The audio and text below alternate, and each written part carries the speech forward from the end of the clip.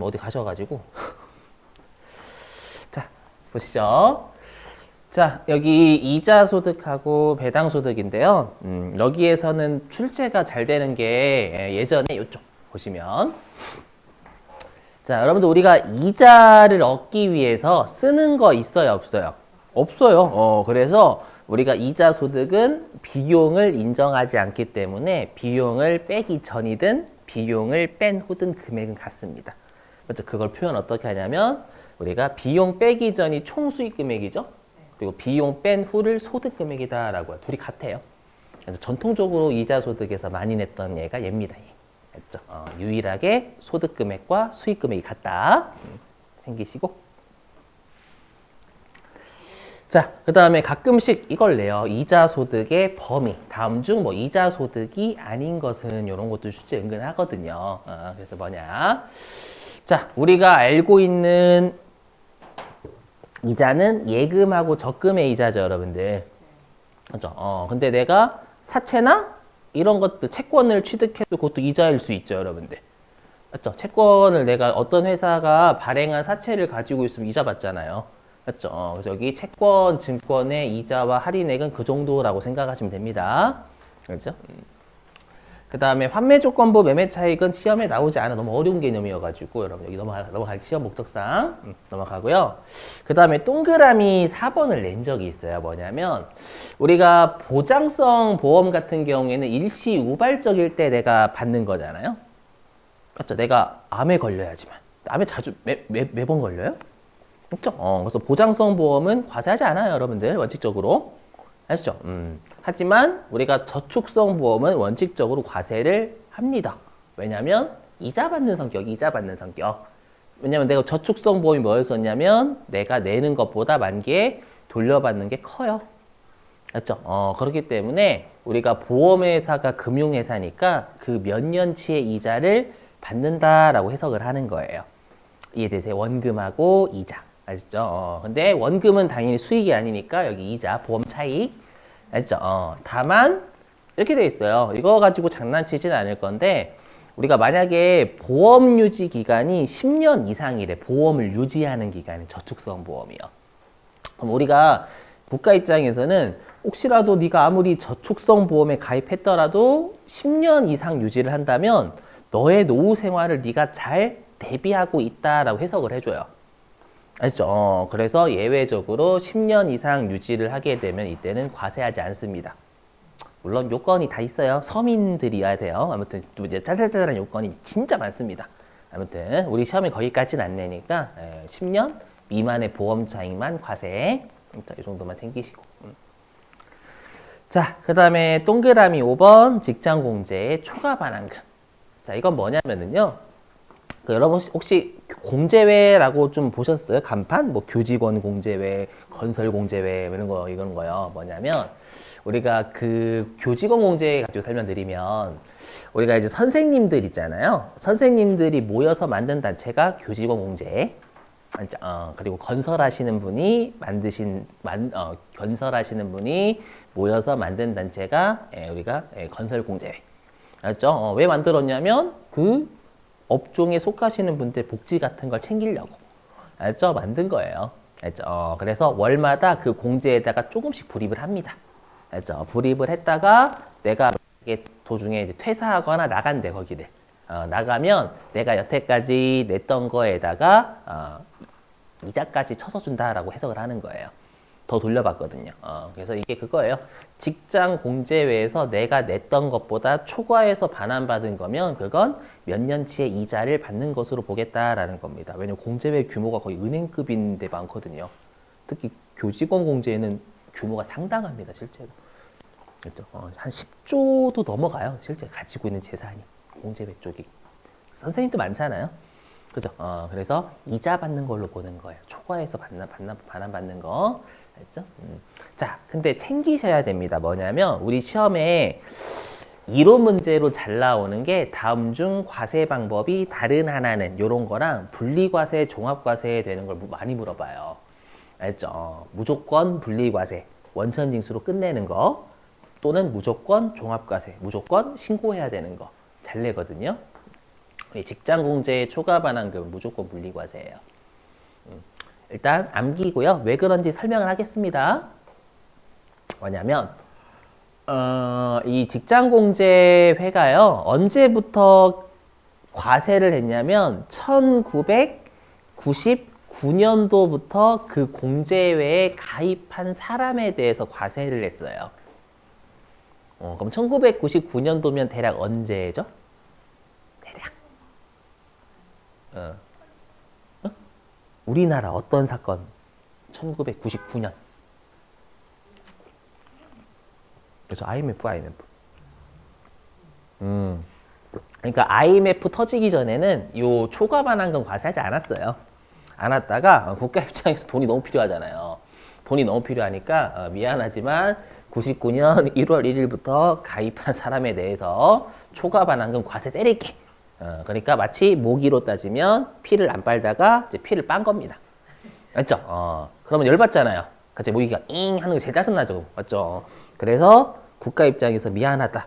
피를 빨긴 빨겠지만 대신에 혜택은 줄게. 신고는 하지 마. 그게 무슨 혜택이야. 차라리 과세 안 하는 게 나 혜택이지. 그죠? 그래서 나중에 뒤에서 배우실 건데 우리가 서화골동품 있죠. 예전에 저 어렸을 때만 하더라도요. 부자들이 세금 탈세하는 주된 방식이 그 미술품하고 골동품 사는 거였어요. 그러면 과세 안 하지 않았거든요. 그랬다가 이제 이건 팩트입니다. 제가 정치적 견해에 나타내는 게 아니라 그 박근혜 정부 때 서화골동품 과세를 했어요. 갑자기. 알죠? 그래서 서화골동품도 당초에 세금 부과하지 않다가 부과했으니까 걔도 신고 안 합니다. 알죠? 그런 이유예요. 알죠? 그래서 무조건 분리과세. 알죠? 신고는 안 하게 해줄게. 그냥 피는 좀 빨게 이렇게. 자, 그리고 우리 그 이자 소득에서 중요한 게 동그라미 6번이에요. 비영업 대금의 이익입니다. 이게 뭔지 설명 좀 해보면 여러분들 은행이 이자 받는 건 주된 영업 활동에서의 이익이죠. 네. 맞죠? 근데 여러분들이 친구한테 돈 빌려주고 이자 받는 건 주된 영업 활동 아니죠.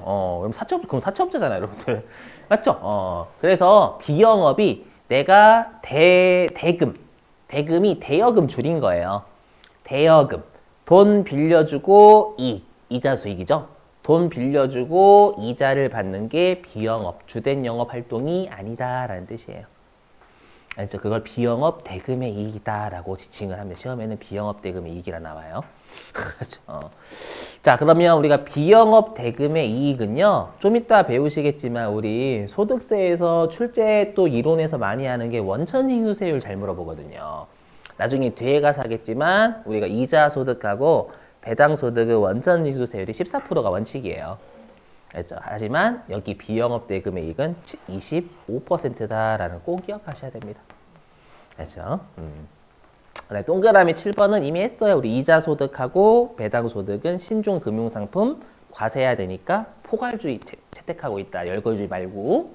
그 말입니다. 그 말. 됐죠? 넘어가고요.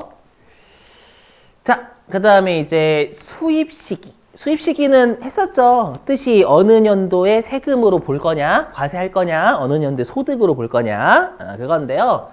자, 이거는 여러분들 방법이 있어요. 뭐냐면 여러분들이 은행에 보통예금 있으시죠? 보통예금 있으면 은행한테 이자 언제 받기로 약정을 해야 안 해요? 자, 안에 언제 부지불식까지 들어오잖아요, 여러분들. 보통예금 통장에. 맞죠? 그래서 우리가 금융기관한테 받는 이자는 돈 받은 날 수령일로 가요. 현금주의. 했죠? 근데 여러분들이 만약에 사채를 발행했던 회사에 사채를 사셨대. 회사채. 그럼 회사채를 발행하는 회사들은 그 이자를 언제 주기로 약정을 할까요? 부지불식간에 해줄까요? 약정일에 주죠, 당연히 여러분들. 서프라이즈도 아니고. 맞죠? 그래서 금융기관한테 받는 건 약정일이 아니라 현금주의. 금융기관이 아닌 자한테 이자 받는 건 약정일로 갑니다. 그렇죠? 이렇게 틀 잡고 외우시면 됩니다. 그래서 여기 있죠? 2번하고 3번 비교하시면 돼요. 2번.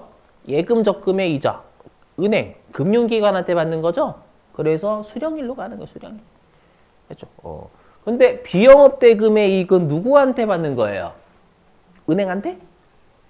여러분들이 은행아 돈 빌려줄까? 웃기죠? 여러분 신한은행 가서 내가 돈 빌려줄까? 안 웃겨요? 그죠? 넌 돈이 얼마니? 우린 30조 있는데? 뭐 이러겠지, 거기서. 그죠? 당연히 금융기관 아닌 자한테 빌려주겠죠, 당연히 우리가. 그래서 금융기관 아닌 자한테 받는 거니까 약정일로 가는 거예요. 알죠? 자, 그 다음에 채권증권의 이자는 사채 있죠? 사채를 회사가 발행하죠? 그럼 당연히 회사도 금융기관이 아니니까 원칙은 여기 약정일로 가요. 알죠? 다만 무기명 채권, 사채를 발행하는 회사의 이름을 모른대. 현실에선 모를 리가 없죠. 그죠? 이론이니까 있는 거야, 이론이니까. 그러면 받아봐야 알겠죠? 회사, 사채를 발행한 회사를 모르니까. 그죠? 그래서 무기명 채권이면 수령일. 그 다음에 여기 가끔씩 여기 통지예금의 이자라고 내가 인출을 통지하는 예금이 있어요. 그걸 통지예금이다라고, 통지예금. 내가 예금이 있으면 언제 인출해 갈게라고 통지를 해요. 알죠? 그래서 이 통지예금의 이자는 우리가 인출일로 돼 있어요. 인출일. 알죠? 단순하게 통지예금의 이자가 흔한 건 아니거든요. 미리 얘기하면. 알죠? 이 정도만 외워주시고. 자, 그 다음에 이제 여기 배당소득 갈게요. 참으세요, 여러분들. 오늘 실기 많이 했잖아요. 실기 많이 했잖아요. 참으세요. 자, 보시면. 자, 여기 배당소득인데요. 자, 우리가 배당소득은 실제 성격이 뭐라고 돼 있냐면 이익을 분배받는 게 배당이다라고 돼 있어요. 맞죠? 이익을 분배받는 게 배당이에요. 그래서 우리가 알고 있는 배당은 일반적인 법인한테 받는 배당이죠? 그죠? 근데 동그라미 2번 의제배당. 일단 우리 의제배당이 뭔지는 몰라. 하지만 배당으로 보는 거야, 안 보는 거야? 보는 거죠. 의제니까. 우리 항상 의제 들어가면 세법에서 보겠다라는 거예요. 그래서 그냥 의제배당은 배당으로 보겠다니까 배당이겠지라고 생각하시면 됩니다. 그 정도만. 자, 그 다음에 동그라미 3번. 이거는 저번 주에 제가 근로소득 했었을 때 했는데 그 부당한 이득을 부당하게 회사가 손해를 본 거예요. 손해를 봤는데 부당한 이득을 주주한테 준 겁니다. 개인 주주한테. 그렇죠? 그러면 부당한 손해를 본 회사는 비용 인정 안 해주고요. 그럼 반대로 부당한 이득을 주주가 챙겨갔으면 주주한테 소득세 때려버리겠다라는 거예요. 그렇죠? 그랬을 때 우리가 아마 배당으로 처분하면 그 주주한테 배당소득세를 두드려 패주세요라고 하는 거예요. 알죠? 그걸 뭐라고 해요? 우리가 인정배당이다라고 불러요. 알죠? 그래서 일단 시험 목적상 그냥 인정이라고 넣으면 배당으로 세법이 인정한다 이렇게 외우시고 근데 만약에 시험에서는 가로가 실제 법문구거든요. 그래서 법인세법에 따라서 그렇게 처분되면 소득세 동네에서는 그 소득으로 두드려 맞는다라고 외우시면 됩니다. 알죠? 그래서 법인세법에 따라서 배당으로 처분되면 부당한 이득을 취한 개인 주주가 배당 소득세 두드려 맞아요. 알죠? 배당 받은 것으로 간주해 버리거든요. 이건 세무 1급 때 배우시니까 제가 이 정도까지밖에 설명 못 해요. 알죠? 자세한 건 세무 1급 때 세무 1급 오세요. 재밌어요. 자. 자, 동그라미 4번은 뭐냐면 자, 여러분하고 저하고요. 같이 사업을 해요. 공동사업자죠. 공동사업자. 같이 사업하니까. 근데 여러분들은 돈만 대신 거예요. 놀아. 돈만 대시고 노시고 저는 돈도 되고 사업도 하고. 알죠? 그러면 저는 공동사업자라고 해서 저는 사업소득으로 봐요. 일하니까. 예, 근데 여러분들 돈만 대신 거죠. 돈만 대셨으니까 뭐 하는 거예요? 그냥 공동사업장에서 벌어들인 이익을 분배만 받아요. 이해되세요? 그래서 출자 공동사업자가 여러분들이 돈만 대고 실제 사업은 안 하는 사람. 알죠? 그러면 이 배당소득인데 얘도 마찬가지로 원천인수세율이 25%입니다. 암기?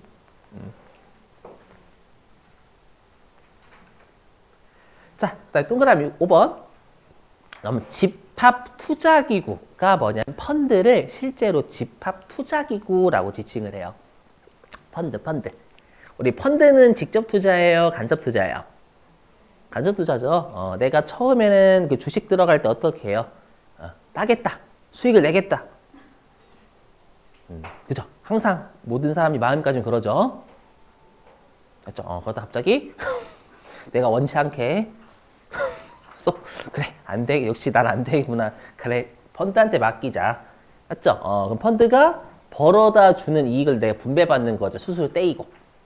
이해되세요? 그럼 이것도 이익을 분배받는 성격이라서 배당으로 보는 거예요. 배당소득으로. 아셨죠? 이 정도만. 넘어갈게요. 자, 요거 하고 쉬죠. 일단 쉬어야 돼. 요거 하고 쉴게요. 빨리. 2개 남았어, 2개. 자, 일단 배당소득의 수입식인데요. 우리가 일반적인 배당은 주총일날 법인이 배당 얼마 드릴게요 라고 결의하면 얼마 받을 금액이 정해지죠. 맞죠? 그래서 배당 받은 날이 아닙니다. 맞죠? 원칙은 주총이에요, 주총일. 근데 시험에는 주총일이라고 안 줄 거예요. 맞죠? 이익잉여금 처분을 결의하죠, 주총일날. 맞죠? 그래서 잉여금 처분 결의일이라고 줄 거예요, 시험에서는요. 알죠? 그게 주총일이에요, 주총일. 자, 됐고요. 그 다음에 인정배당은 결산 확정일. 결산 확정은 우리가 다음 연도해야 됩니다. 결산일하고 결산 확정일은 다른 말이에요. 결산일은 결산을 시작하는 날이고 결산 확정일은 재무제표 확정된 날입니다, 여러분들. 맞죠? 그 12월 30일 날 재무제표 확정되면 거기 사람이 아닙니다. 맞죠? 거의 2080년이 돼야 가능할 거예요. 막 탁탁탁탁 이렇게 온 거죠. 힘들어요. 바로는. 자, 그 정도. 자, 요거 하고 쉴게요. 자, 이제 뭐냐면 우리가 과세 방법인데 여기 무조건 종합과세하고 무조건 분리과세는 꼭 암기. 알죠? 꼭 암기해 주세요. 해보죠. 자, 일단 우리가 무조건 분리과세부터 해보겠습니다. 자, 우리가 무조건 분리과세는 신고해야 안 해요? 5월 달에. 종합소 때 신고해야 안 해요. 분리과세. 그렇죠? 안 합니다. 안 합니다. 그렇죠? 근데 무조건이라고 했잖아요. 얘는 조건부가 아니라 무조건. 금액 안 따지고 무조건 넌 원천징수 끝내버릴게 라는 뜻입니다, 여러분들.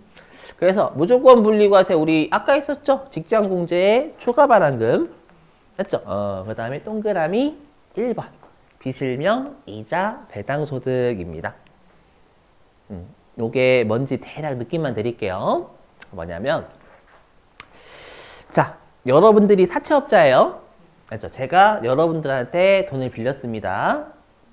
알죠? 이자율 100%. 그래서 돈을 빌렸어요. 100억을. 알죠? 100억을 빌렸다 가정. 알죠? 한번 내 꿈에서라도 이렇게 말로라도 억 단위 좀 놀아보게요. 저 100억을 빌렸어요. 알죠? 빌렸는데 그럼 제가 이제 100억에 대해서 원칙적으로 14% 원천징수 해야 되잖아요. 여러분들한테 그 이자 줄 때. 이해되세요? 그럼 원천징수를 할 때는 누구한테 주는지 알려줘야 돼요? 안 알려줘요? 알려줘야죠. 세무서한테. 누구한테 이자를 주고 있습니다. 라고 알려줘야 되잖아요. 그러면 제 입장에서는 여러분들한테 이자를 주고 있습니다. 라고 알려줘야 되겠죠. 근데 여러분들 만약에 우리 그 드라마 같은 데 보면 사채업자 있죠? 사채업자는 돈을 어떻게 벌어요? 드라마 같은 거 보면. 그렇죠. 고리대금으로도 벌고 어떻게? 사람을 좀 묻죠. 네, 사람도 묻고 그 다음에 좀 찌르고 협박도 하고 그죠. 고문도 좀 하고. 그렇죠. 그러니까 무슨 말이냐면 비정상적으로 돈을 벌어들인 거예요. 근데 제가 만약에 원천징수를 하게 되면 그 사채업자한테 자금 출처 세무조사가 나가요. 그 돈이 어디서 났는지. 제가 아까 말씀드렸지만 비정상적으로 벌었잖아요. 그러면 이제 깜빵 가는 거예요. 이해되시겠어요? 그래서 사채업자가 돈을 빌려줄 때 나의 이름을 밝히지 마. 라고 하는 거예요. 알죠? 밝히면 알지 해가지고 막 이게 왜 무섭죠? 막 이게 거기 이제 부하들이 와가지고 칼부림 하는 이렇게 해가지고 무섭잖아요. 덜덜덜덜덜. 그죠? 그래서 제가 이름을 안 밝히는 거예요. 사채업자한테 제가 사채업자한테 이자를 준다라는 그 사채업자 이름 안 밝히는 겁니다. 알죠? 그럼 국가 입장에서는 이름을 밝히지 않아? 그럼 14%로 원천징수가 끝낼 게가 아닙니다. 국가 입장에서는 이름을 안 밝혀? 이름을 밝히면 14% 원천징수 하는데 이놈 시키 봐라. 이름을 안 밝혀? 그러면 소득세 최고 세율로 때려버리겠다라는 거예요. 우리 소득세가 45%가 최고거든요. 그렇죠? 그래서 비실명, 이자, 배당소득은요. 10%로 때리는 게 원래 맞아요. 이게 올해 개정됐어요, 올해. 근데 여러분들은 어차피 다 소득세 처음이시니까 그냥 45% 최고세를 때리겠다. 알죠? 근데 아마 교재에 보시면 90% 있죠? 그거는 여러분들 금융실명법이에요. 맞죠? 근데 우리는 금융실명법을 배우는 게 아니라 소득세 배우잖아요. 맞죠? 그래서 소득세 45%. 맞죠? 금융실명법에서 90% 때려버리거든요. 알죠? 그러니까 실명가는 죽여버리겠다는 얘기죠, 여러분들. 자, 그거고.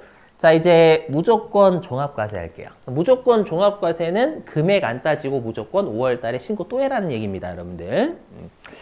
자, 그럼 주로 왜 그러냐면 원천징수가 우리나라에서 안 돼서 그래요. 우리나라에서 원천징수가 안 되면 세금 걷었어요, 못 걷었어요? 우리나라에서 못 걷었으니까 5월 달에 신고해서 내라는 얘기예요. 아셨죠? 그래서 여기 있죠. 외국에서 지급받은 이자는 외국에서 원천징수가 됐지 우리나라에서 안 된 거잖아요. 5월 달에 신고를 다시 하라라는 거예요. 대신에 외국에서 원천징수 된 거 빼줍니다, 당연히. 그 다음에 아예 대놓고 국내에서 원천징수 되지 않은 거 당연한 거. 알죠? 그 다음에 이게 올해 개정이 됐는데요. 뭐냐면 그 개인 투자용 국채 있죠. 우리 특히 여러분 채권은 금리가 올라갈 때 채권이 비싸요? 금리가 떨어질 때 비싸요? 떨어질 때입니다. 반대입니다. 반대. 맞죠? 우리가 금리가 올라가면 다 팔려고 할 때 공급이 많으면 당연히 내려가잖아요. 맞죠? 근데 채권이 금리가 떨어지면 살려고 하는 사람이 많잖아요. 맞죠? 그러다 보니까 가끔씩 주식하면 불안하니까 왠지 채권이 안전하죠. 좀 엄밀히 얘기하면은요. 맞죠? 상대적으로. 맞죠? 채권도 그리 안전하진 않죠. 국채는 좀 안전한 편입니다. 맞죠? 국가가 주는 거니까. 맞죠? 요거에 대해서 하면 우리가 원천징수 안 하거든요. 국채 그 투자 활성화를 위해서. 알죠? 그럼 나중에 5월 달에 신고하라라고 개정이 됐는데 이걸 내진 않을 거예요. 알죠? 개정됐으니까 넣긴 했어요, 그냥. 자, 여기까지는 괜찮은데 다 원천징수가 우리나라에서 안 됐잖아요. 근데 요 두 번째는 제가 아까 원천징수 25%를 했다라고 했었죠.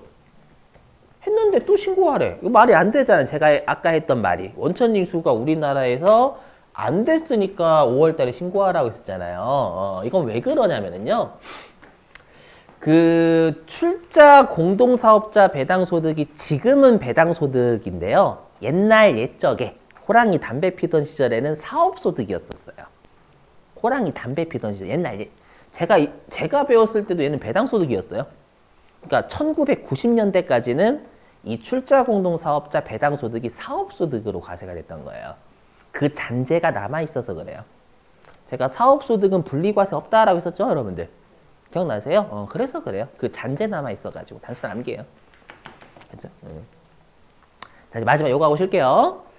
자, 3번 조건부 종합과세인데 이거는 우리 실기에서 되게 중요하죠. 뭐냐면 이자 소득하고 배당 소득 합쳤더니 2천만 원 초과하면 전부 다 종합이에요. 초과분만 종합 아닙니다, 여러분들. 다 신고해야 돼, 다 신고. 그렇죠? 다 종합과세고요. 2천만 원 이하면 다 분리과세. 그러니까 여기는 다야, 다 그냥. 알죠? 근데 시험에 그렇게 다라고 내진 않을 거고. 그렇죠? 요거 우리한테 실기에서 중요한 건 얘죠. 3번. 그렇죠? 요거 분리과세 특히 2천만 원 이하 꼭 외워주시고요. 자, 됐습니다. 10분 쉬셨다가요. 우리 5시 57분에 마지막 교시 할게요. 좀 더 하면 여러분들 진짜 힘들어요. 서로 간에. 지금 조금씩 그분 오시지 않나요? 말로만 떠들면 진짜.